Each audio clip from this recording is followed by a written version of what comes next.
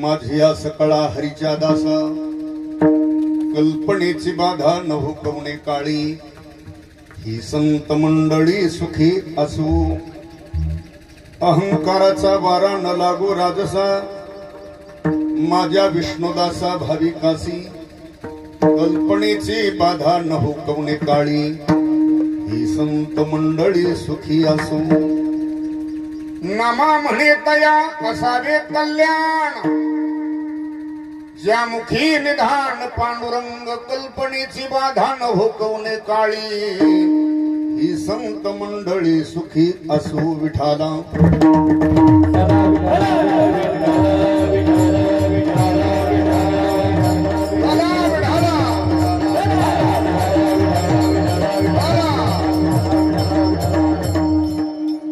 अकल्पाविष्य भावे तया कुळा माझ्या सकळा हरीच्या दासा कल्पनेची बाधा न हुकवणे काळी ही संत मंडळी सुखी असो प्रस्तुत प्राप्त प्रसंगी प्राप्तस्थळी शिवे करता उच्चारलेला अभंग पांडुरंगाचे लढीवाळ भक्त संत शिरोमणी नामदेव महाराजांचा हा एक 4 चरणाचा अभंग अखिल कोट ब्रह्मांड नायक भगवान पंढरीश परमात्म्याकडे 4 प्रकारची महत्वाची मागणी इथे या अभंगामध्ये नामदेवराय करतात विठाला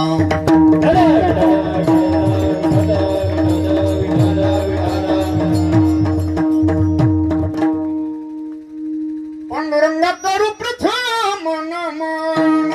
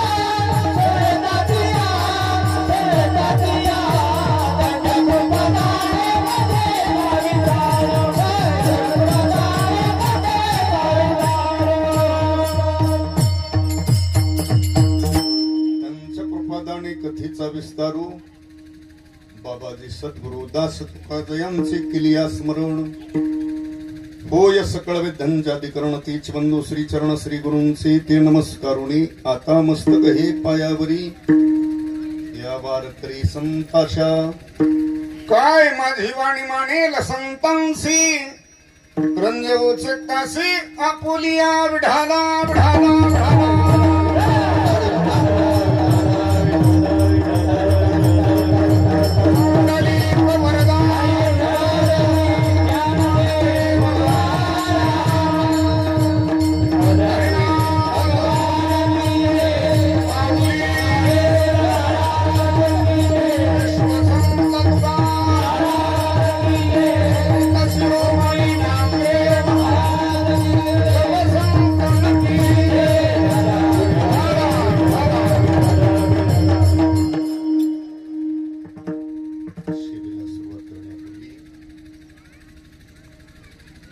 थोडासा परिहार तो म्हणजे असा, आजची ही कीर्तन सेवा काय निमित्ताने आहे आपणा सर्वांना ज्ञात आहे, तरी सांगण्याचं तात्पर्य इतकंच आहे की ज्यांचा आपण शताब्दी सोहळा करतोय ते परमार्थ प्रेमी श्रीमान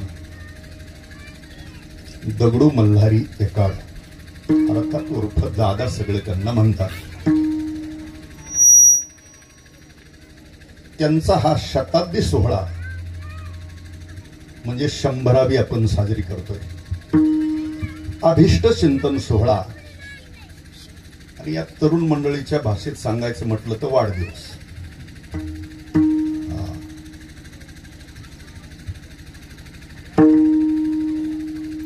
शताब्दी सोहळा होणं आज तरी कॅम्प्युटरच्या युगामध्ये, धावत्या जगामध्ये, धावपळीच्या जीवनामध्ये शताब्दी सोहळा तसं होणं शक्य. आता आपण बसलेलोय सगळे, आपलं तर काही वाटतंय होईल नाही, शक्य नाही. जुनी माणसं, अति कष्ट केलेली माणसं आणि सकस खाल्लेलं अन्न, निर्व्यसनी जीवन, त्याच वेळेला कुठंतरी हा साधू संतांनी म्हणजे भगवंतांनी कलियुगातला नेम घातलेला आहे. हा कोणता? 100 वर्षाचा. प्रत्येक युगातलं आयुष्य वेगळं आहे.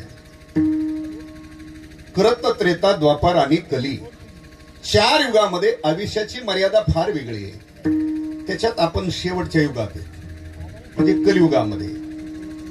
मागच्या युगाचा विचार केला तर कुणी बघा, ज्यांनी ज्यांनी तपश्चर्या केली पुराणात सगळ्यांची उदाहरणं आली.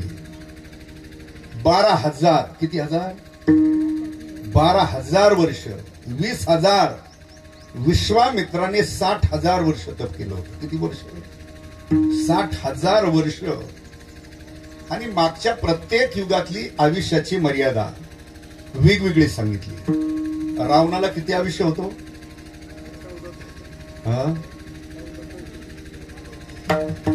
किती? नव्हतंच.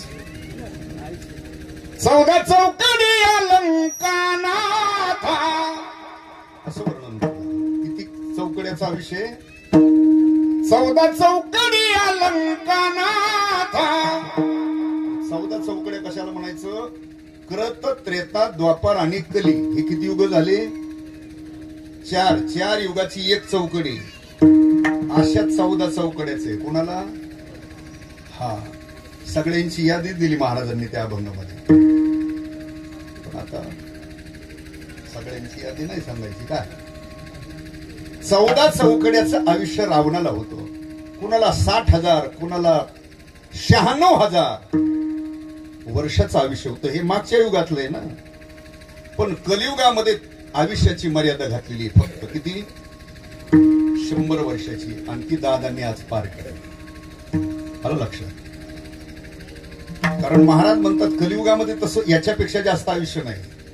आणि आताही क्वचित जुनी माणसं आहेत. पुढं तरी 10-5 खेड्यात 2-3 माणसं दिसतात की त्यांनी 100 सुद्धा पार केली. आणि दादाच्या तब्येत येऊन वाटतंय म्हणजे 100 असताना सुद्धा ते इकडं तिकडं स्वतः चालतात, फिरतात.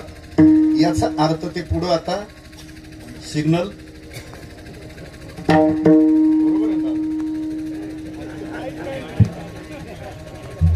कलियुगातली मर्यादा घातलेली अल्पायुष्य मानव देह वाजवाप्रमाणे ती गोवी नाही अल्प आयुष्य मानव देह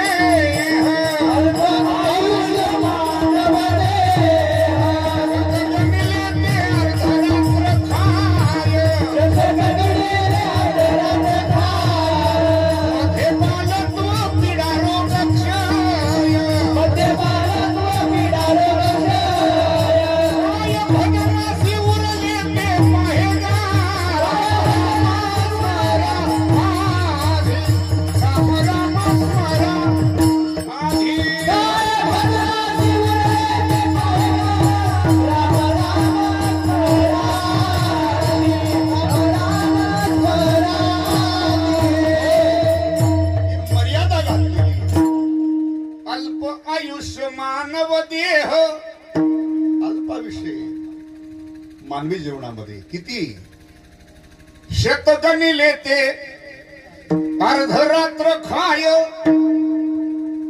100 वर्षाचं आयुष्य आहे त्याच्यातलं अर्ध झोपण्यात गेलंय काही बालपणात गेलं शतगणिले ते अर्धरात्र खाय ते आयुष्य कसं कसं गेलं मध्ये बालत्व पीडा रोग क्षय असं ते आयुष्य आहे 100 वर्षाची मर्यादा कलियुगामध्ये आणि ती मर्यादा दादांनी आज पार केली 100 वर्षाचं आयुष्य जगत असताना जीवनामध्ये जी त्यांची नियमावली जो क्रम आहे बघा त्यांचा जो परिवार आहे 3 मुलं आहेत दादांनी 4 मुली आणि आता नातू नाती पंतू हा लय मोठा पसार आहे त्यांचा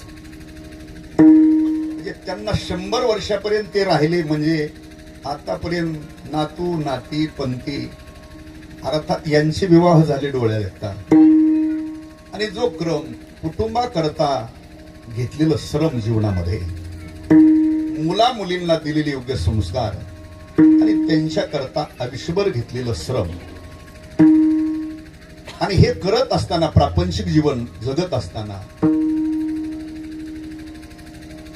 मानवी जीवनामध्ये काही क्रम सांगितले शास्त्राने ज्या त्या अवस्थेमध्ये ज्या त्या गोष्टी ज्याला जमल्या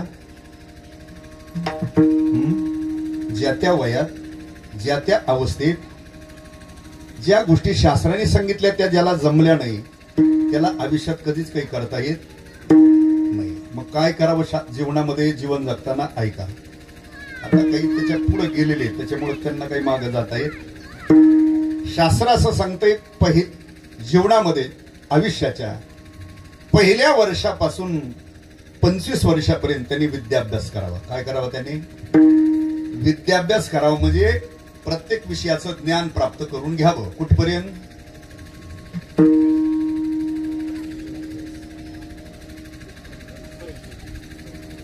किती वर्षापर्यंत 25 वर्षापर्यंत प्रत्येक क्षेत्रातलं किंवा तुम्हाला जो आवडीचा तुमचा विषय शेती असेल शिक्षण असेल संगीत असेल इतर क्षेत्र कुठलंही असेल ते 25 वर्षापर्यंत किमान त्याने ज्ञान प्राप्त करून घ्यावं 25 ते 50 वर्षामध्ये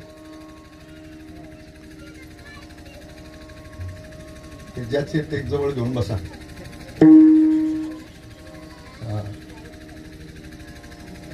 त्यांची आई आहे की तुम्हाला तिकडे फिरतात बोलतात ते तुम्हाला गोड वाटते पण कीर्तनात व्यत्यय येतोय ना तिकडे जा पटांगणात घेऊन त्याला विठाला विठाला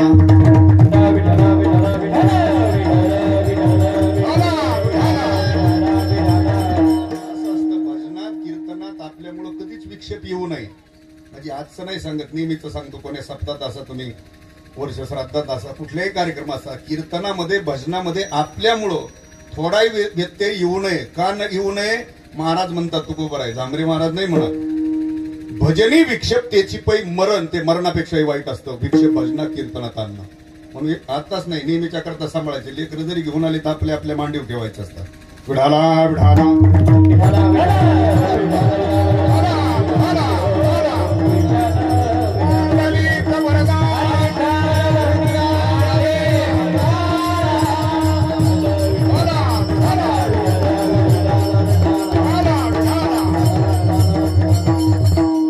ज्या त्या अवस्थेमध्ये ज्या त्या गोष्टी कराव्या. 25 ते 50 वर्षापर्यंत त्याने धन मिळवलं पाहिजे. काय मिळवलं पाहिजे? धन मिळवलं पाहिजे. 25 ते 50 याच वयामध्ये धन मिळवता येतं. चला पुढे. 50 ते 75 आता याच वर्गातले बरेच आहेत इथं. 50 ते 75 ज्याला त्याला आपलं आयुष्य माहिती आहे. 50 ते 75 या वयामध्ये समाजामध्ये एक चांगल्या प्रकारची किंमत मिळवली. ते मिळवण्याचं वय. पण काहीला हा पण कोण्या वयाचे याची अजून भानच नाही. म्हणजे 50च्या पुढे ढकललाय त्याला वाटतं मी खिलाराचे काय हा अजून त्याचे चाळे फुटाने जात. एक 50 ते 75 वर्षामध्ये त्याने समाजामध्ये चांगल्या प्रकारची किंमत मिळवावी, प्रतिष्ठा मिळवावी, मान मिळवावा, कीर्ती आपली होईल असं काही करावं. आणि शास्त्रकाराचं मत आहे या 3 टप्प्यात म्हणजे 25 वर्षापर्यंत, 50 वर्षापर्यंत, 75 वर्षापर्यंत ज्याला या 3 गोष्टी शक्य झाल्या नाही ते 75 ते 100 याच्यात काय करील ते? चतुर्थम किम करिष्यति. तू चौथ्यात काय करशील बाबा? प्रथमे नार्जितम विद्या, द्वितीयम नार्जितम धनम, तृतीयम नार्जितम कीर्ती, चतुर्थम किम करिष्यति. तू चौथ्यात काय करशील बाबा? तुला चौथ्यात याच्यातलं काहीच करता येत. आता 75च्या पुढे काय अभ्यास करील? धन मिळवायला शरीर साथ देत नाही. आणि कीर्ती काय मिळेल 75च्या पुढं? म्हणून ज्या त्या अवस्थेमध्ये ज्या त्या गोष्टी केल्या पाहिजे. तसं दादाच्या जीवनाचा विचार केला तर त्यांनी प्रत्येक अवस्थेमध्ये ज्या गोष्टी करायला हव्या तोच कर्म आपल्या जीवनामध्ये करत करत करत करत 100 वर्ष घातली. मग पहिल्यापासून शेती केली ना. शेती करत असताना तेच मुलावर, नातवावर संस्कार येतात. एवढ्या डोंगरावर सुद्धा मला इकडं नाशिक पट्ट्यात आल्यावर वाटायला द्राक्ष दिसले की नाशिक शिवाय जास्त द्राक्ष. एवढ्या मोठ्या रानावर सुद्धा हे करतात. ते अर्थात त्या मुलांच्या, नातवांच्या पाठीमागे सुद्धा आशीर्वाद आहे ना. आशीर्वादाशिवाय काही होत नाही. आणि त्यांच्यावरही ते संस्कार असल्यामुळं तसं निर्व्यसनी कुटुंब आहे, कष्टाळू कुटुंब. आणि कष्टाने मिळवलेलं जे धन असतं ते समाधान, शांती, सुख देत असतं. कारण संसारिक जीवन म्हटलं की त्याची गरज आहे. कशाची? संन्यासी ब्रह्मचार्याला त्याची आवश्यकता नाही. ते काय मंदिरात राहू शकतं, ओम भिक्षांदे म्हणू शकतं. आपण काही सगळा बिराड घेऊन जाऊ का ओम भिक्षांदे म्हणतो? संसारिक जीवन म्हटलं की हे सगळं लागतंय. घर दार, मानवाच्या मूलभूत गरजा. संन्यासी ब्रह्मचार्याला नाही, हे ग्रस्ती माणसाला आहे. अन्न, वस्त्र, निवारा त्याच्याकरता गरज आहे. कशाची? ते मिळवलंही पाहिजे. का मिळवलं पाहिजे त्याची आणखी वेगवेगळी कारण आहेत, मला ते सांगायला वेळ नाही. कारण तिन्ही आश्रम सांभाळायचं काम ग्रस्ती माणसावे. धर्माचं, संप्रदायाचं पूर्ण कार्य ग्रस्ती माणसावर अवलंबून असल्यामुळे ग्रस्ती माणसाकडे धन असलं पाहिजे. तो 4 पुरुषार्थापैकी एक पुरुषार्थ आहे. पण त्याच्यात तुकोबारांनी एक नियम घातलेला आहे.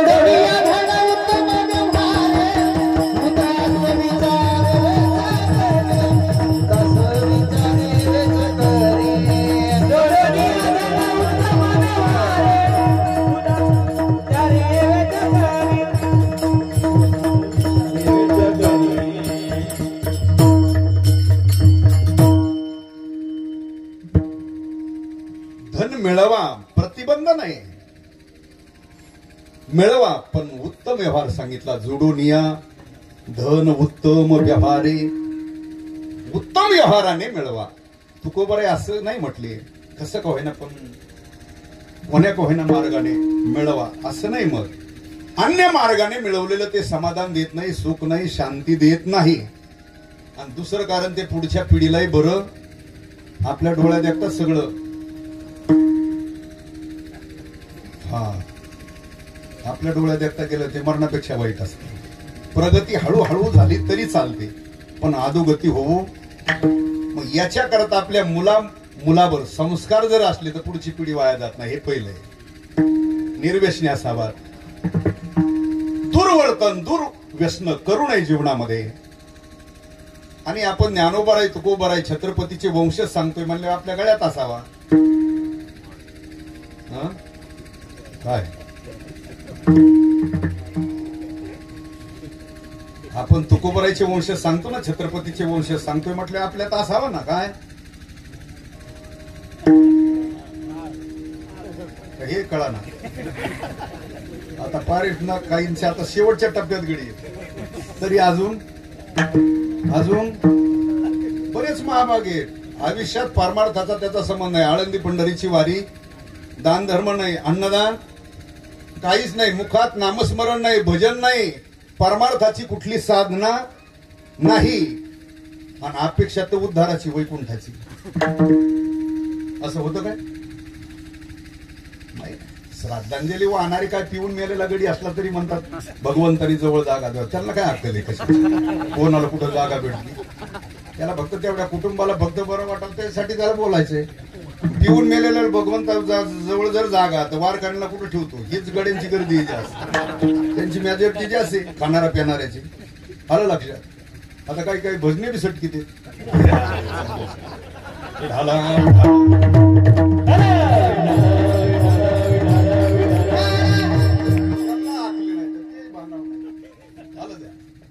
कशा करता सांगतो. हे कुटुंबावर जे दादांनी संस्कार केले, मूल असतील, नातू असतील, नाती असतील, अर्थात सत्सत्वी बुद्धीने जीवन कसं जगत आपली वाटचाल करावी, हे त्यांनी दिलेले संस्कार आहेत ना. त्यांनी दिलेली कुटुंबाला दिशा आहे आणि त्याचाच परिणाम आहे की दादा हयात असताना त्यांची 100वी करण्याची सुद्धा सद्बुद्धी त्यांना झाली. कुणाला? त्या परिवाराला. मग याच्याकरता तुकोबारायांनी सांगितलं, याच्याकरता तुकोबारायांनी सांगितलं काय?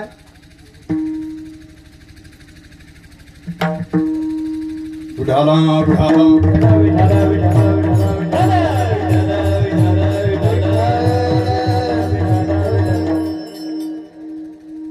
आजोबाचं गेल्यानंतर आपण काय करणार आहे त्याच्यापेक्षा हयात असताना त्यांच्या डोळ्यात देखता त्यांचा सोहळा करणं हे त्यांना जो आनंद आहे. गेल्यानंतर तुम्ही काय करणार आहे ते पाहिला ते नाहीत ना. आणि त्यांच्या हयात असताना एक तर त्यांचंच प्रारब्ध आहे की भगवंतांनी त्यांना एवढं मोठं आयुष्य प्रदान केलं. आयुष्य एवढं मोलाचं आहे, महत्वाचं आहे. पण त्यांची पुण्याही कामाला आली ना, भजन कामाला आलं, त्यांची वारी कामाला आली, त्यांचा सात्विकपणा कामाला आला, याही पेक्षा त्यांचं परोपकारी जीवन कामाला आलं. म्हणून 100 वर्षापर्यंत आले ना. आलं लक्षात? मी इथं आल्यानंतर चौकशी केली की वारी जीवनामध्ये पहिलीच करत माळकरी नसताना ते वारी करत होते. पण त्या सानिध्यात त्या रस्त्याला लागल्यानंतर पुन्हा माळकरी झाले. मांदळीची वारी कंटिन्यू करतात आणि स्वतःच्या वाटेला आलेलं कर्म बिनसू करत सत्सत्वीय बुद्धीने जीवन जगत इथपर्यंत त्यांचा आयुष्याचा क्रम आलेला आहे. आणि आयुष्य एवढं महत्वाचं आहे, बहु मोलाचं आहे. आपल्याला त्याची किंमत कळालेली, आणि जर किंमत कळाली असती तर आपण या देहाचा अनाठाई वापर केला. हे लक्षात ठेवा. आपण अनाठाई वापर करतो या देहाचा. ज्याच्यासाठी त्याच्यासाठी करत नाही, ज्याच्यासाठी जीवन नाही त्याच्यासाठी आपण त्याचा उपयोग करतो. याचा अर्थ आपण अनाठाई या देहाचा वापर करतो. अरे बाबा, एक क्षण आयुष्यातला, किती दिवस नाही, तास नाही, निमिष म्हटलंय त्याला. काय म्हटलं? तुकोबाराय म्हटले, अरे कोट्यावधी सुवर्ण मोहरा दिल्या. किती? कोट्यावधी सुवर्ण मोहरा दिल्या. तर महाराज म्हटले एक क्षण सुद्धा वाढून घेता येत काय? येतो घेता. आयुष्याचा क्षण देताना मिळे कोटी सुवर्ण. एक कोट्यावधी सुवर्ण मोहरा दिल्यानं आयुष्याचा एक क्षण वाढवून घ्यायचा म्हटलं तरी मिळत. म्हणजे किती मोलाचं आहे. म्हणजे धनावर ते संपत्तीवर सत्तेवर आयुष्य वाढून मिळत एवढं मोलाचं महत्वाचं आयुष्य आहे. हे भगवंतांनी आपल्याला प्रदान केलंय. प्रत्येकाला देहदान दिला. पण दिला कशा करता? देवे दिला देह भजन गोमट तोय झाला फाटा बादी केगा तोय झाला फाटा बादी केगा देवे दिला देह भजन गोमट तोय झाला बादी केगा फाटा बादी केगा. कुणी दिला? प्रमाण सांगतोय ना, देवे दिला देह, देवाने दिला कशा करता? कथा कीर्तन भजन करण्याकरता, स्वतःचा उद्धार करून घेण्याकरता. दान दिलाय तो, त्याच्या मोबदल्यात काही घेतलं नाही. जे हा जीव दिला दान, हा जीव दिला दान, दयाचे करीना चिंतन, दयाचे करीना चिंतन, जीवन नारायण, जीवन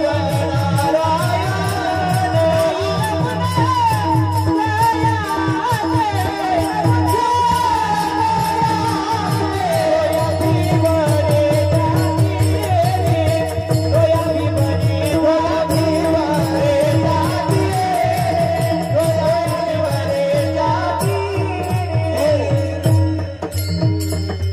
दान दिला.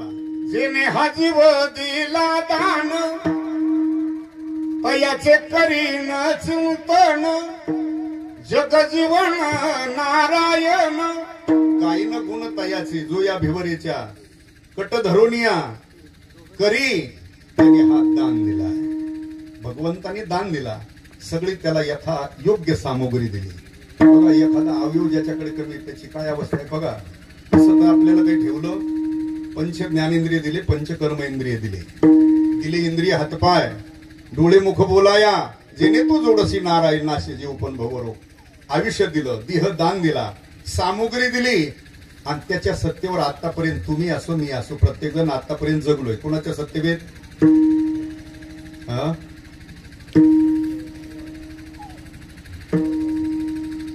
आतापर्यंत आपण जगलोय कोणाच्या सत्तेवर? त्याच्याच ना, पक्षाच्या नाही, कोणी अधिकाऱ्याच्या सत्तेवर नाही जगलो आपण, त्याच्या सत्तेवर आपण इथपर्यंत जगलोय. याच्यापेक्षा सांगतो, रोज दिवसाचे तास आहेत किती? 24 तास आहेत ना, रात्रीचे दिवसाचे किती तास? 24 तास आहेत. त्याचे प्रहर किती होतात? 8 प्रहर होतात. 3 तासाचा एक प्रहर असतो. 8 त्रिक 24 म्हणजे 24 तासा, रोजचे 24 तास म्हणजे एक दिवस. एक दिवस म्हणजे 60 प्रहर, आणि त्या 8 प्रहरात म्हणजे 24 तासात म्हणजेच एक दिवसात प्रत्येक मनुष्य 21,600 वेळा श्वास घेतोय आणि सोडतोय. किती वेळा? 21,600 वेळा मनुष्य श्वास घेतो आणि सोडतो. ही प्रक्रिया चालू आहे. ही श्वास घेण्याची आणि सोडण्याची प्रक्रिया सुद्धा चालू आहे. कोणाच्या सत्तेत? चाले है शरीर कोणाची आसते, चाले है शरीर कोणाची आसते, चाले है शरीर कोणाची आसते, चाले है शरीर कोणाची आसते.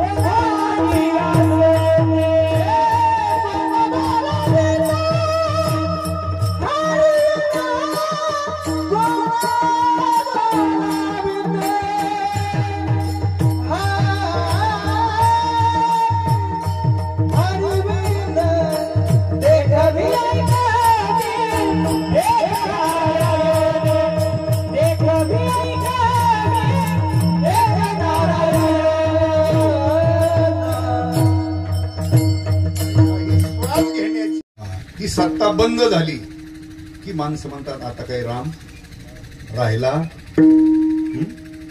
बरोबर. मग ही श्वास घेण्याची आणि सोडण्याची प्रक्रिया सुद्धा त्याच्या सत्तेत चालते. त्याच्या सत्तेवर आपण जगलोय. पुढे राहिलेलं आयुष्य त्याच्या सत्तेवर जगणार आहेत. मग किमान त्याच्या ऋणातून उतराई होण्याकरता काहीतरी केलं. ज्याचा आपल्यावर ऋण आहे ते फेडण्याकरता प्रयत्न केला, पण त्याच्या ऋणातून उतराई होण्याकरता काय तुम्हाला वेगळं काय करायचं? भगवंतानी सांगितलं अर्जुना, हे रोजचे 24 तास म्हणजे एक दिवस, त्याच्यातले 8 प्रहर आहेत अर्जुना, त्याच्यातलं फार काही देऊ नको मला. किती मागितलं? काय उभी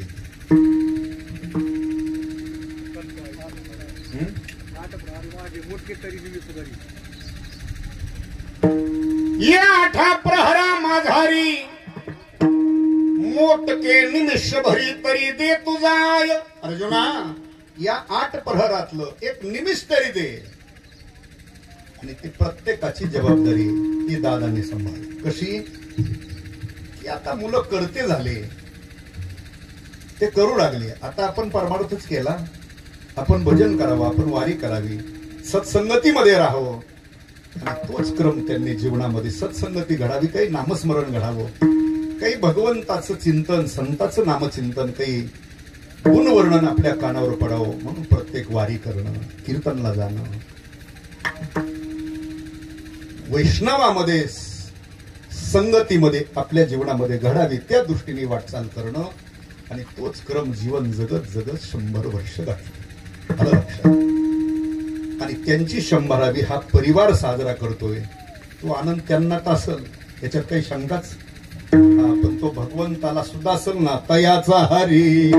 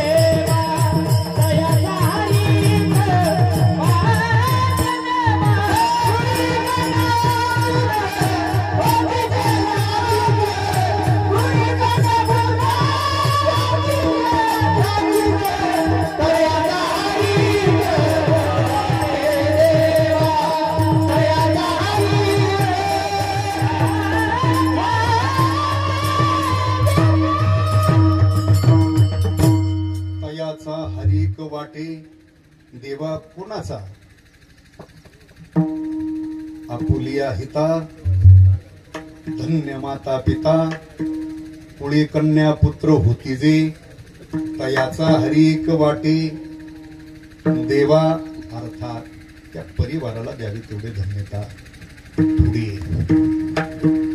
कुणी आपल्या वडिलाचं, कुणी आपल्या आजोबाचं शताब्दी महोत्सव करतोय आपण, आणि संकल्पना सुचली असं, किंवा कदाचित दादा म्हणले असते माझ्या मागे तुम्ही काय करता मला काय माहिती, त्यापेक्षा माझ्या डोळ्या देखता केलं.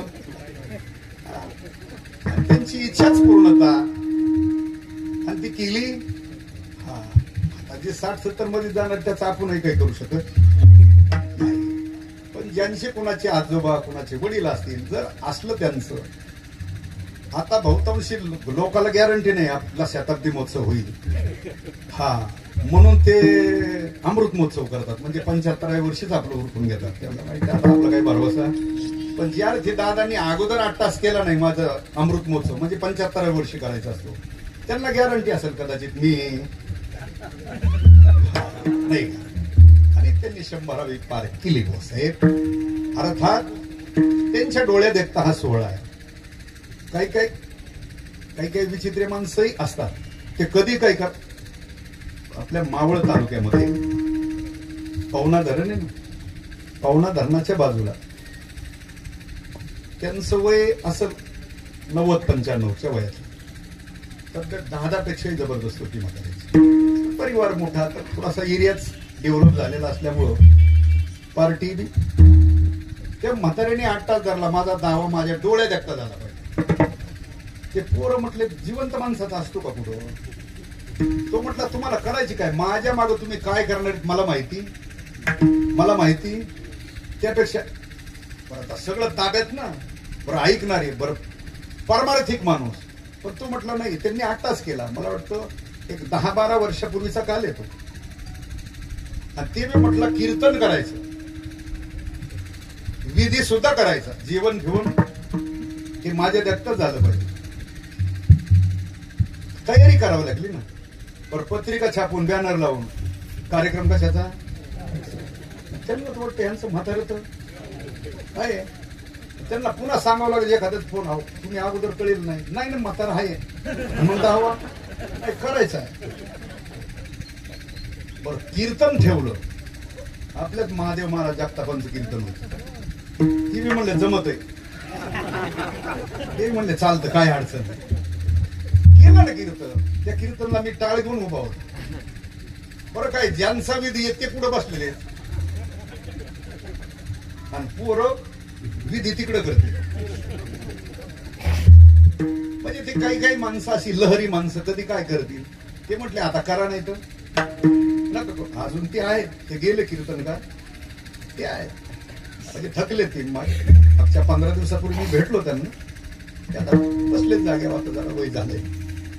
म्हणजे काही माणसाला आपल्या डोळे देखता होण्यामध्ये जो आनंद असतो आणि हे आज करतात म्हणजे 16 शताब्दीचा करतात, याचा अर्थ रोज सेवा सुद्धा त्यांची सुना असतील नाथ सुना असतील, ते सेवा सुद्धा त्याच पद्धतीने जे हयात असताना सेवा करत नाही ते काय 100 करतील. वर्ष श्राद्ध व्हायची अडचणी येतात, बळच नाव ठेवते म्हणून काय गडी करतात. आता नातेवाईक भाऊ काय म्हणते मग करतात बळच. पण प्रत्येकाला हे एवढं तरी समजावं, आपण हे जग पाहतोय, आपण हयात आहेत कोणामुळे? किमान फार नाही त्यांच्याकरता करता आलं, पण किमान त्या उपकारातून उतराई होण्याकरता तरी आपलं कर्तव्य म्हणून आपण केलं. पण त्यांचं आजारीपण असं, त्यांचे इतर काही शोक असतील, अर्थात ते करणं हे मुलाचं कर्तव्य म्हणून त्यांनी केलं पाहिजे. गेल्यानंतर तुम्ही काय घातलं लोकाला, कोणता महाराज आणला, त्याला किती पैसे दिले, गाय किती बोलले, काय काय सोंग केलं, त्याला कोणी खात नाही. त्याला माहितीये का, हयात असताना तुमच्या कुटुंबामध्ये त्याला समाधानाने फक्त जगता आलं तर त्याच्यापेक्षा त्याला वेगळा आनंद काही. आणि त्याला फार काही लागत नाही ना. आई वडील असतात म्हातारे, त्यांना काय अपेक्षा असते? तुमचं जी भाजी भाकरी असेल ते रोज मिळून मिसळून त्याच्यातच ते समाधानी आहेत ना. आल्यानंतर त्यांना विचारणं बोलणं, फक्त आल्याबरोबर बाहेरून आपण आलो जेवले का तुम्ही एवढं विचारलं तरी का ते इकडे आल्यावर आपण कांता विढाला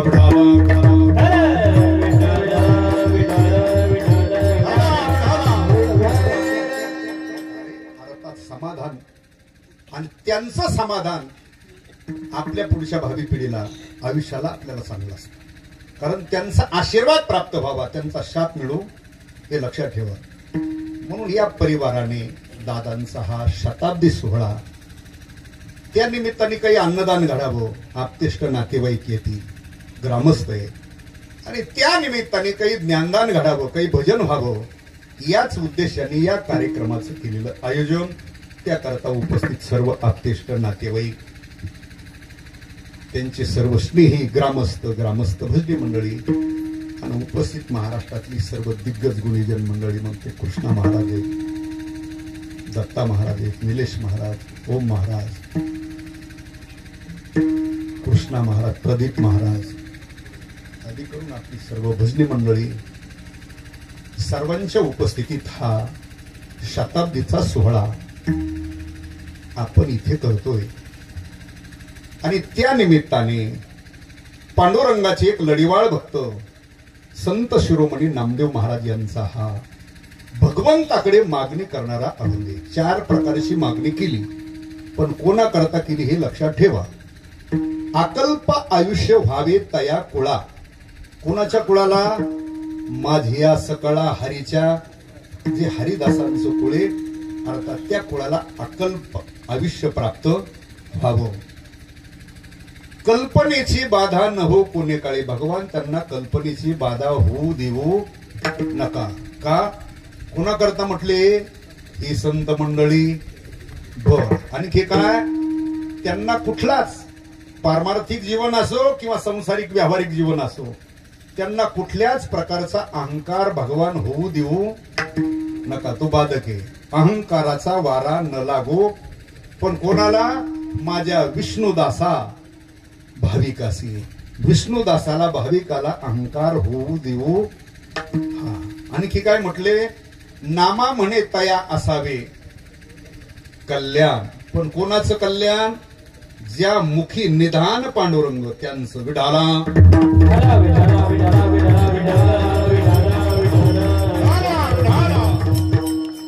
नामदेवरायांनी भगवंताकडे मागणी केली. आता भगवंताकडे मागतात नामदेवराय, म्हणजे करता सुद्धा योग्यता असली. हा, कोणालाही मागता येत आणि कुठेही मागता येत. मागण्याकरता सुद्धा काय लागतो? अधिकार लागतो. तसं मागता येत नाही. बरं, ज्याच्याकडे मागायचं तो विश्वाचा सूत्रधार मालक आहे, देव आहे, तो मागून देईलच असं नाही. हिरवी आपण सगळेच मागतो. कोणाकडं? फुकट दर्शन कोणी मंदिरात जाऊन घेतो आपण. मागतो रोज, प्रत्येक जण क्रमवार मागतो.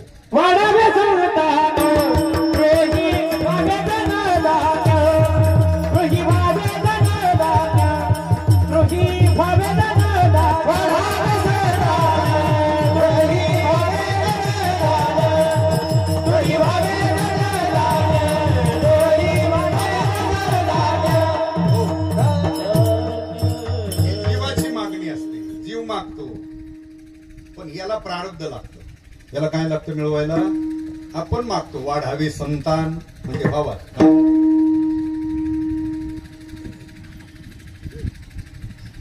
वाढावे. येते का नाही लक्षात? याला काय लागतं? कुंभमेळ्यातले साधू थोडे. वाढावे संतान, मुलं बाळ व्हावे, गृही व्हावे, धनधान्य. हे देवाकडे मागतो.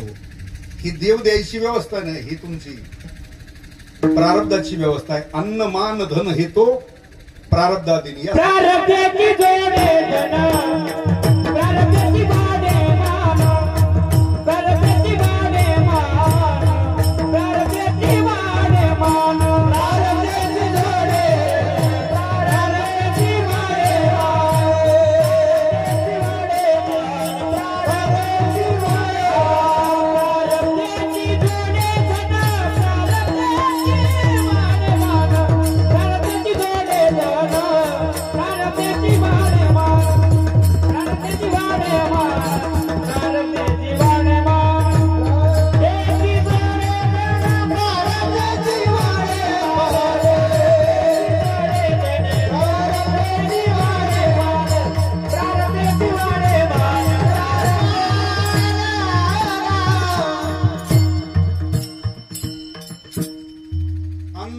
धन हे तो प्रारब्धाधीन. प्रारब्धेची जोडे धन, प्रारब्धेची वाढे मान, प्रारब्धेची भरेना पोट, तुका करीना बोभाट.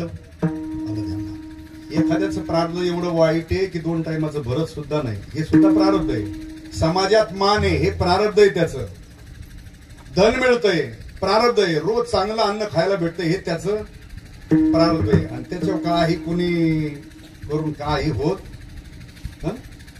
ज्याचं प्रारब्ध बलवत्तर आहे, त्याचं प्रारब्ध आपण काही बदलू शकत. आपण फक्त त्याच्याबद्दल जळू शकतो, दुसरं काही करू शकत. माग जळू शकतो, दुसरं काहीच करू शकत. ज्याचं प्रारब्ध बलवत्तर आहे, अर्थात ते आपण किती सायास केला, प्रयत्न केला, तर ते बदलत नाही आणि ते खाली येत नाही. त्याच जर बदललं तर ती तसं बदलत नाही. आणि कोणाच्या म्हणण्यावर कोणाचं वाईट होत नाही, कोणाचं चांगलं होत नाही. ज्याला ज्याचं त्याचं लागतं बलवत्तर तर होतं. आणि त्याला माग खेचायचा प्रयत्न केला. एक सांगू का तुम्हाला सोप्या भाषेतलं? जवळ झाड खुरटुलंय ना, तर कुणी येतं. शिरडू आलं, करडू आले, मेंढी आली की शेंडा हल्लाच. इथे पण वाढ दुखलीच. बरोबर. एखादं येतं तर त्याला गेली साल निघून त्याची. पण एकदा का काठीतून ठोकारावर गेला, वर गेला का ते तोंडाला येत आणि अंगही घासता येत. मग काही नाही, फक्त काठीच्या भावथ्यात राहून काही काही माणसं असेच फक्त, बाकी काही तरी. मी याच्या करता सांगतोय, या गोष्टी प्रारब्धाने आहेत. पण आपण देवाकडे मागतो अन्नमान धन, या गोष्टी आहेत ना. वाढावे संतान गृही व्हावे. बरं, हे तरी मागून प्रत्येकाला मिळालं का? मिळत नाही. का? मागणं हा स्वभाव आहे. देवाकडे सगळे गाराणे देवाच्या समोर आपण ठेवतो, पण देवाने आपलं गाराणं ऐकावं, आपली इच्छा पूर्तता करावी, याकरता आपली साधना तर काही असावी. साधना काहीच नाही, देवाकडे मागितलं असे बो महिनाभर ड्युटी केली तर मिळेल ना काय? महिनाभर सगळे खाडेच ते आमचा पगार भेटल का? तसंच आहे, देवाकडे सुद्धा काही मागून मिळवायचं असेल तर त्याकरता आपल्या जीवनामध्ये काही साधना असावी, काही सेवा घडलेली असावी, काही भजन असावे, काही तप असावं, काही पुण्य असावं आपल्याकडं. आणि त्या पुण्याचं, भजनाचं, सेवेचं, तपाचं ऋण देवावर असेल तर भगवंताला त्याची इच्छा पूर्तता ही करावी लागत असते. तसं नामदेवराय भगवंताकडे मागणी करतात या अभंगामध्ये. याचा अर्थ नामदेवराय सामान्य विभूती नाही. माहिती असावं म्हणून तुम्हाला सांगतो. 108 संतांची मालिका प्रमाणभूत मानलेली वारकरी संप्रदायामध्ये. किती संत आहेत? 108 संत प्रमाणभूत मानलेले आहेत. त्या 108 संतांच्या मालिकेमध्ये संत पंचायतने म्हणजे त्या 5 संताला आणखी थोडस उच्च स्थान आहे. म्हणजे बाकीच्या संताला कमी लेखतात असा अर्थ लावायचा नाही, पण 108 संतांच्या मालिकेमध्ये 5 संताला उच्च स्थान आहे. त्याला संत पंचायतन असं म्हणतात. त्या संत पंचायतना पैकी एक आहेत. कोण? कारण ते 5 महत्वाचे संत आहेत. ज्ञानोबराय, नामदेव महाराज, नाथ महाराज, तुकोबराय आणि निळोबराय हे 5 महत्वाचे संत आहेत. त्या संत पंचायतनापैकी एक नामदेव महाराज आहेत. दुसरं कारण असं आहे, 4 युगामध्ये भगवंताची सेवा केलेली. किती युगामध्ये भगवंताची सेवा केली? 4 युगामध्ये भगवंताचं भजन केलंय गो, सेवा केली. एक युगात नाही. काय किती युग गेले? 4 युग. बघा आपल्या आयुष्याचा, आपल्या जीवनाचा विचार करून आपण कुठे शिके, किती परमार्थ आहे आपला. आयुष्य गेलं, निम आयुष्य गेलं, काहीच 75% गेलं. अजून चांगलं कर्म जीवनामध्ये घडलं नाही. काय अपेक्षा करावी उद्धाराची, मोक्षाची, मुक्त होण्याची? शक्यही नाही. नामदेवरायची 4 युगातली कृत, त्रेता, द्वापार आणि कलियुग. चौयुगीचा भक्त नामा उभा कीर्तनी, नामा उभा कीर्तनी, पाठीमागे डोळे लावून उभी कीर्तनी. 4 युगामध्ये बघा, पहिला जो युग आहे सत्ययुगामध्ये प्रल्हादाच्या रूपाने, कुणाच्या रूपाने? प्रल्हादाच्या रूपाने नामदेवराय होते. दुसरं नव्हतं कोणी. त्याचं प्रमाण आलेले. हिरण्यकश्यपूचे कुळी नामा प्रल्हाद. हिरण्यकश्यपूच्या कुळामध्ये भक्त प्रल्हाद म्हणून नामदेवरायने अवतार घेतला पहिला. प्रत्येही वेळेला भजन केलं, भक्ती केली, दुसरं काही केलं नाही. चला राम अवतारामध्ये दुसऱ्यांदा नामदेवरायने अवतार घेतलाय, तो अंगद या रूपामध्ये. कोणत्या रूपात? अंगद हा दुसरा कोणी नाही, नामदेवरायचा दुसरा अवतार येतो. तू झाला राम राजा, आम्ही वानराचा भोगा, आम्ही वानराचा भोगा, आम्ही वानराचा भोगा. तू झाला राम राजा, आम्ही वानराचा भोगा, आम्ही वानराचा भोगा. म्हणजे राम अवतारामध्ये अंगद झाले, सत्ययुगामध्ये प्रल्हाद झाले, द्वापार युगामध्ये म्हणजे कृष्ण अवतारामध्ये तेच नामदेवराय उद्धव झाले. कोण झाले? तू झाला वनमाळी, आम्ही गोपाळांचे मेळी. आणि तेच पुन्हा कलियुगामध्ये नामदेव महाराज या रूपाने अवतीर्ण झाले. मग एकंदरीत 4 युगामध्ये नामदेवरायची सेवा आहे, नामदेवरायची भक्ती आहे, नामदेवरायचं भजन आहे. किती युगातलं? मग नामदेवरायला देवाकडे मागण्याचा अधिकार असेल का? आपल्यासारख्या 4-5 वाऱ्या केल्या असत्या. 4-5 केल्या, त्या अर्ध्यात केल्या, काही मधूनच आला, काही केल्या तर बिशी चुकून माघारी आल्या. त्याच महाराजाला गाडून आला. बरोबर? असली सेवा नाही. 4 युगामध्ये निष्काम केलेली सेवा आहे. आणि नामदेवराय अवतीर्ण झाले हे नामदेवरायच्या आई वडिलाची पुण्य आहे म्हणून नामदेवराय त्या कुळात जन्माला आले, उगाच नाही आले. एक निष्ठावंत नामधारक, एक संत मालिकेतले महत्वाचे संत अवताराला येणं म्हणजे काही कोणाचंही काम आहे का? आई वडिलाची जी सेवा होती, पांडुरंगाची भक्ती होती, आणि त्या भक्तीचाच प्रसाद म्हणून नामदेवरायचा अवतार त्यांच्या घरी झाला. बरं, नामदेवरायची पुढची जरी पिढी पाहिली तर सगळी परमार्थातलीच ना. माझ्या जानाबाईने सगळ्यांचं वर्णन केलं. गोनाई राजाई दुघी सासू सुना दामना मजा न बाप लेक. 14 माणसाचं कुटुंब होतं नामदेवरायचं सुद्धा. कमी म्हणजे त्यावेळेला मला वाटतं हे पाणीच लागलं नसल. ज्या अर्थी एकत्र कुटुंब होतं म्हणजे काय ही ओवी तुमच्या जास्त वाटे ना. त्यांना मस्त वाटतं बाबा 10-5 वर्ष निदान होईल काहीतरी, अजून 4-2 एकर घेऊ निदान एखादं, अजून घर बांधू निदान पूर्णीचं लग्न होत तरी ते राहू, अशी असती यांची इच्छा. पण तुमचा आध्याय दुसरा आहे ना. तुम्हाला वाटतं आपलं आपलं. पण नामदेवरायचं म्हणजे बघा, एवढ्या 700 वर्षापूर्वी सुद्धा एकत्र कुटुंब एवढं मोठं होतं. किती माणसाचं? 14 माणसाचं कुटुंब आहे. सगळ्याचं वर्णन केलं ना. गोनाई राजाई दुघी सासू सुना दामना मजा न बाप लेक. किती झाले? बोलत राहा ना तुम्ही थोडंफार. किती झाले?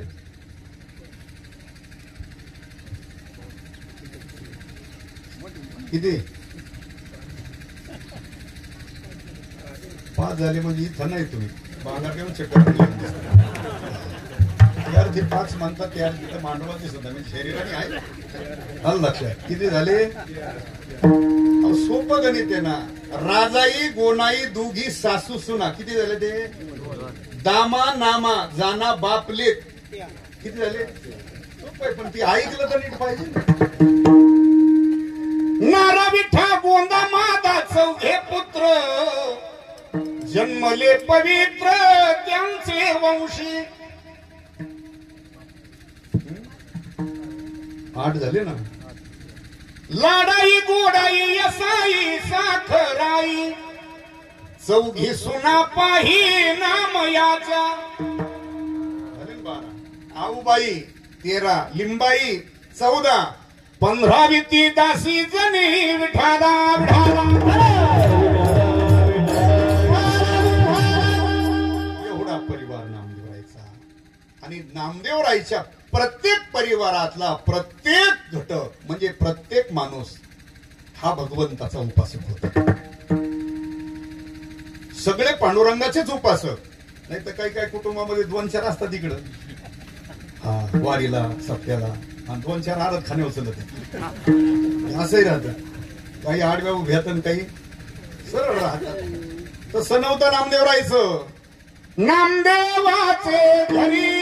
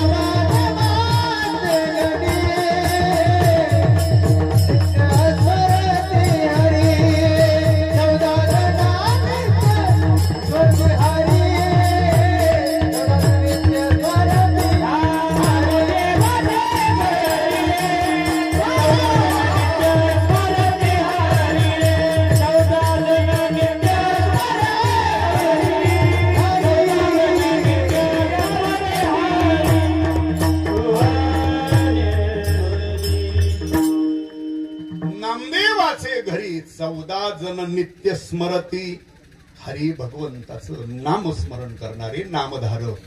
आणि त्या कुटुंबातले कुटुंब प्रमुख नामदेव महाराज. भक्तीचं आगर,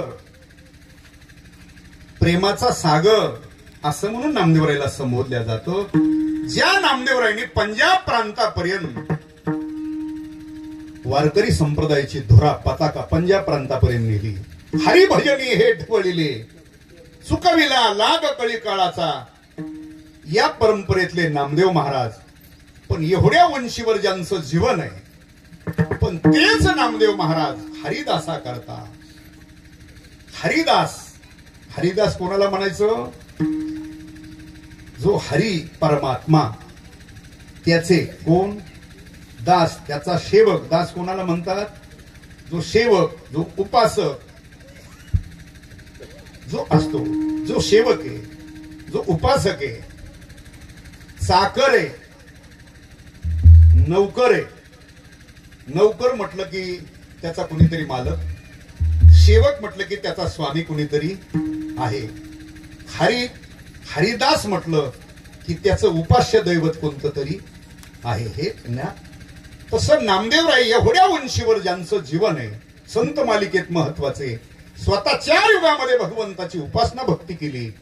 पण त्याच नामदेवरायने भगवंताकडे मागण्याचा अधिकार आहे का?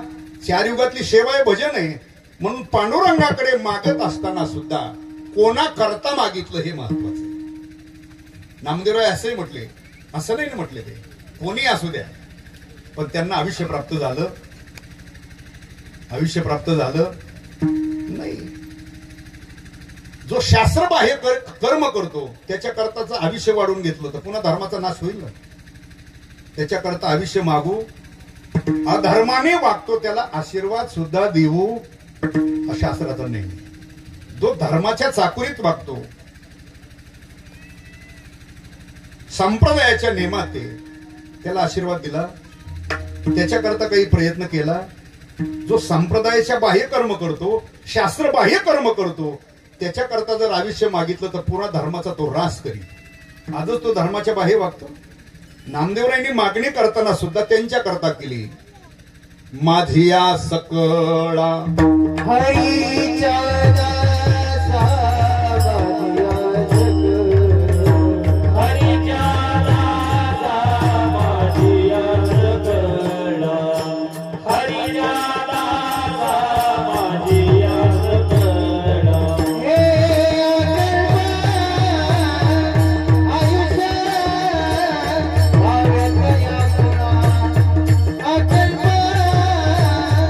आयुष्य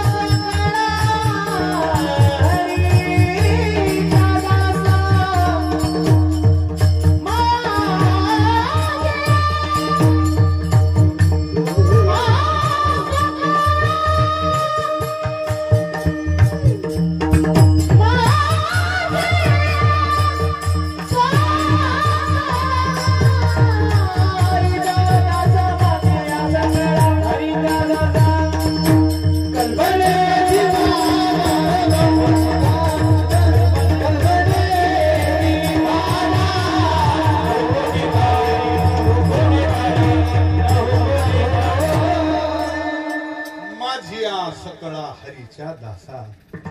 भगवान माझे हरीच्या दासाला, हरिदास त्यांना अकल्प आयुष्य प्राप्त व्हावं हे नामदेवराय मागणी करतात. अकल्प आयुष्य व्हावे तया कुळा, त्यांच्या कुळाला अकल्प आयुष्य प्राप्त व्हावं.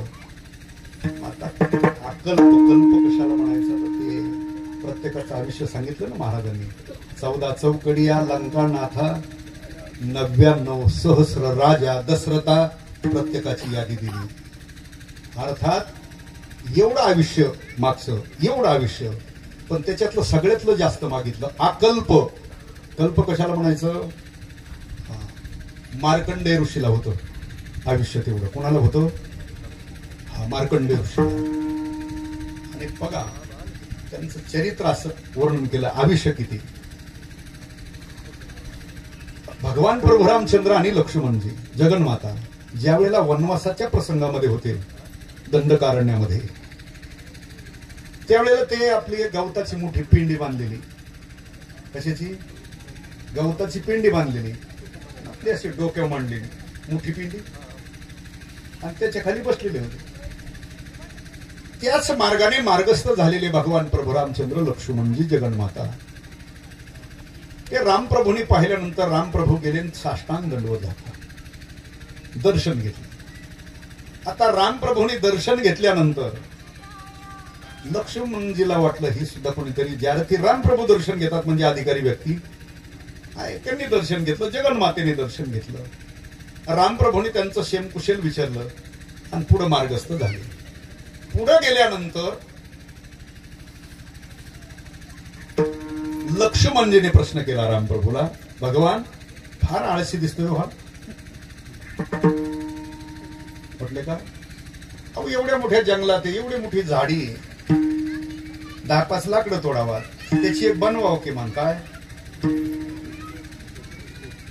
गुंफा तरी बनवावी. बरं इथं गवत एवढं मोठं बांधून ठेवावं, त्या गवताने ती गुंफा शेतरावी, त्याच्यात व्यवस्थित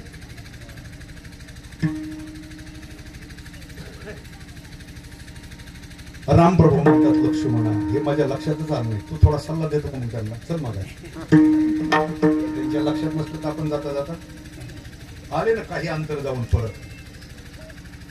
त्यांनी विचारलं का परत आलात? लक्ष्मणजीने सांगितलं, महाराज आपण विद्वान दिसता, वयोवृद्ध दिसता, ज्ञानी दिसता, पण तुम्हाला सामान्य व्यवहार कळत नाही का? म्हटले काय? अहो एवढ्या मोठ्या जंगलात राहतात, ती गवताची पिंडी डोक्यावर घेऊन थांबले तुम्ही इथं. एवढं मोठं जंगल आहे, बरं इथं काही तुम्हाला कोणा बंधन नाही ना? एक 10-5 लाकडं तोडावं, त्याची एक गुंफा बनवावी, गवताने ते शेकरून घ्यावी, निवांत व्यवस्थित, उन्हापासून संरक्षण होईल, पावसापासून थंडीपासून होईल. त्यावेळेला त्यांनी सांगितलं, अरे लक्ष्मणा राहायचंय किती दिवस, राहायचंयच किती दिवस? मी तर जसा बसलोय तेव्हापासून तुमच्या दोघाची जुडी 14 वेळा गेली इथून, म्हणजे तुमचे 14 अवतार झाले. किती झाले? म्हणजे भगवंताचे 14 अवतार झाले. तेव्हापासून इथंच बसले, मी बसल्यापासून तुम्ही 14 वेळा गेला तिथून. जगायचेच किती दिवस? आणि आपला तर नाही घडीचा, तरी ते म्हणते माझ्या नाद लागून मी काही करू शकतो, माझ्या नाद लागून मी काही. आता तो काय करणार आहे? आता पांढऱ्याचं काळं करू शकतो, दुसरं काय करू शकतो? काय करू शकत नाही. मी याच्याकरता सांगतो, एवढं आयुष्य बहुतेक, आयुष्याची काही मर्यादा आहे का? तसं नामदेवरायची मागणी, तेवढं कल्पापर्यंत आयुष्य माझ्या हरिदासाला प्राप्त हो. अकल्प आयुष्य व्हावे तया कुळा पण कोणाला, माझी या सकळा हरीच्या हरिदासाला ते आयुष्य प्राप्त व्हावं, जेणेकरून हरिदास म्हटलं की तो हरीचं गुणगान करतोय, भजन करतोय, नाही का? म्हणून हरिदासाला एवढं महत्व दिलं.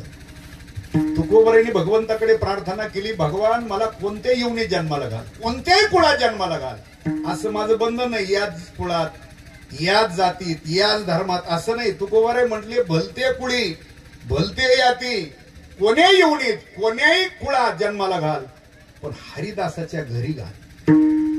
हरिदासाच्या घरी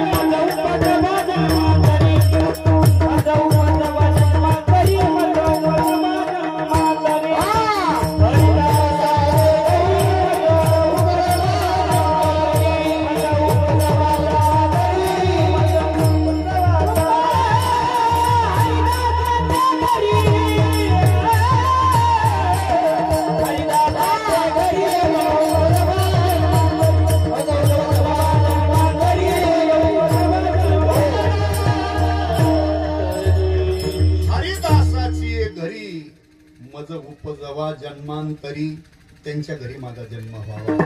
त्याच्यापेक्षा महाराज म्हटले संताच्या नाहनीतला किडा जरी केला, काय म्हटलं संताच्या नाहनीतला काय किडा कर, पण संताच्या नाहनी किडा मुंगीच्या जन्माला घाल, पण कोणाच्या घरी. हा म्हणून त्या हरिदासाला अनन्यसाधारण महत्व सांगितलं आणि त्या हरिदासाला कल्पापर्यंत आयुष्य प्राप्त व्हावं अशी मागणी.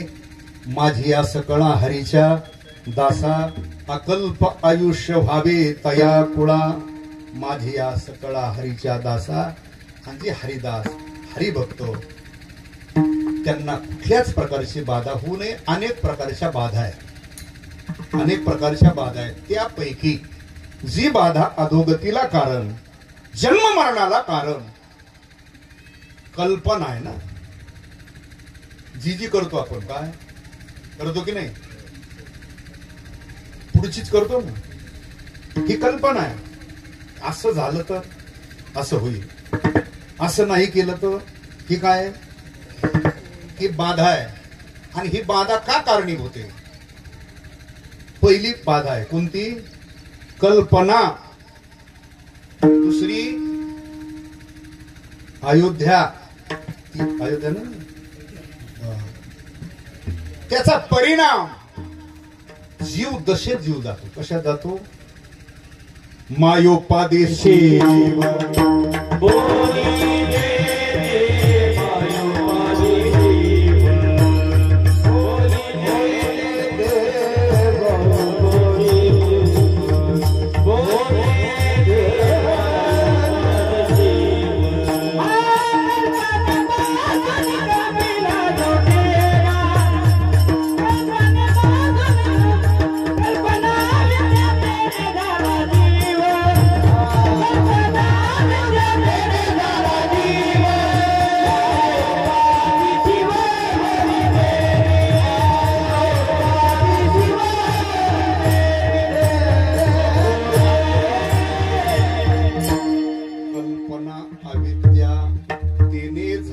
जीव, त्याच्यामुळं जीव होतो. ब्रह्मस्वरूप असलेला जीव दशेत येतो. मुक्त असलेला बद्ध होतो. सुख स्वरूप असलेला दुःख स्वरूप होतो. सद चिद आनंद रूप असलेला पूर्ण असलेला अल्पज्ञ होतो. सर्वज्ञ असलेला स्वतंत्र असलेला परतंत्र होतो. का होतो त्याला हे कारण सांगितले नाथबाबांनी. कल्पना अविद्या तेने झाला जीव. परिणाम पुढे तो आहेच ना, ही लागतेच इथं आल्यानंतर. मायोपादी शिव म्हणून ती मागणी केली की कल्पनेची बाधा कोणत्याच काळामध्ये होऊ नये. का होऊ नये, जर कल्पनेची बाधा झाली तर अविद्या आहे माग, जीव दशेत जाईल. परिणाम मुक्त होणार, भजन भक्तीकडे येणार. मग त्याला जे कारण आहे तेच लागू नाही ना. रस्ता चुकीचा धरला नाही तर गाव चुकीचं येणार. मग फाट्यावरच विचार केला पाहिजे ना, वळतानाच तो विचारच केला नाही, नीट गेला. पुढे गेल्या त्यात येतो ना. तसंच जीवनच तसं आहे. ज्या ज्या बाधा सांगितल्या त्यापैकी कल्पना ही महत्वाची बाधा आहे. कल्पनेची बाधा नामदेव महाराज म्हणतात होऊ नये. कोणाला होऊ नये, कल्पनेची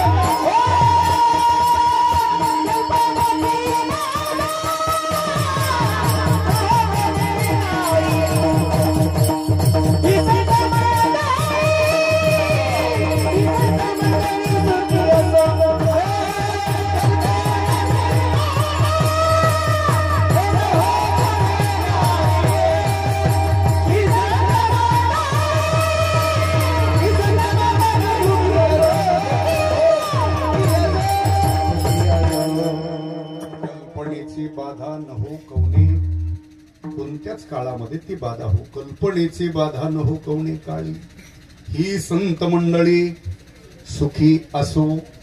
मग जे जे मागितलं इथं कोणाकरता मागितलं, कल्पनेची बाधा होऊ नये, ही संत मंडळी त्यांच्याकरता. अकल्प आयुष्य मागितलं कोणाकरता, माझी या सकळा अहंकाराबद्दल जे मागितलं ते कोणाकरता मागितलं, विष्णुदासाकरता. विष्णूचे दास उपासक, शैव आणि वैष्णव दोन परंपरा आहेत, त्यापैकी जे उपासक आहेत त्यांना अहंकाराची बाधा होऊ नये. अहंकाराचा वारा न लागो राजसा. अहंकार कुठलाच होऊ नये, ज्ञानाचा होऊ नये, कलेचा होऊ नये, संपत्तीचा होऊ नये, सत्तेचा होऊ नये, कशाचाच अहंकार होऊ नये. कशाचाही अहंकार बाळगला तर तो अधोगतीला कारण आहे. एरवी अहंकार बाळगला तर तो अधोगतीला कारण. ज्ञानाचा, भजनाचा, भक्तीचा आनंद बाळगला, अहंकार बाळगला तर तो अधोगतीला नरकाला कारण आहे. तुका म्हणे नरकी घाली अभिमान, जरी होय ज्ञान गर्व टाटा. म्हणून तुकोबराय म्हटले, त्याग तरी ऐसा करा अहंकारा दौडावे, त्याचा त्याग करा, तो जवळ ठेवू नका. तो कशाचाच नाही, तो ज्ञानी विद्वाने काय काही नका ठेवू, हे सगळं त्याच्या सत्तेत आहे ना, सोडून द्या सगळं. त्याचा अहंकार बाळगू, अहंकाराचा वारा न लागू राजसा. कोणाला, माझ्या विष्णुदासा भाविक असीन त्यांच्याकरता मागितलं. नामा म्हणे तयास हवे कल्याण, पण कोणाचं कल्याण व्हावं, ज्या मुखी निधान पांडुरंग विठोबा.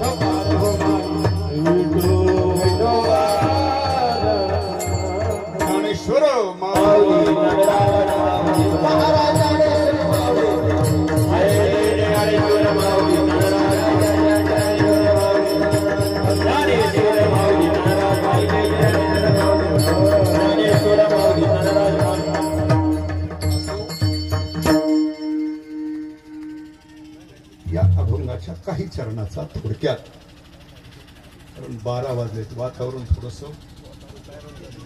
पुढे बहुत करणे.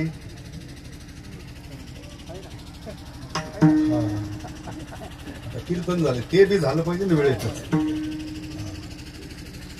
म्हणून सेवा आपण इथं थांबतोय.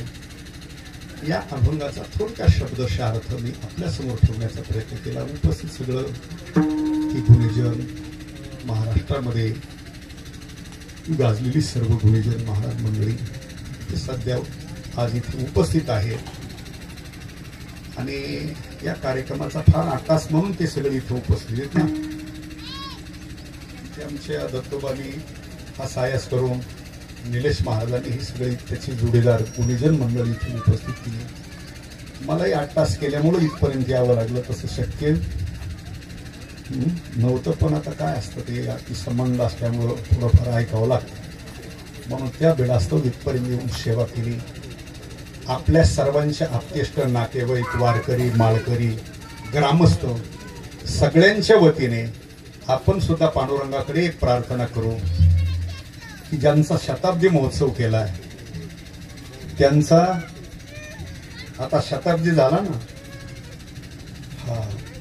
मग शताब्दी रौप्य महोत्सव व्हावा भाऊ, अशी एक पांडुरंगाकडे प्रार्थना करू. सेवेला इथं पूर्ण विराम देऊ. विठ्ठल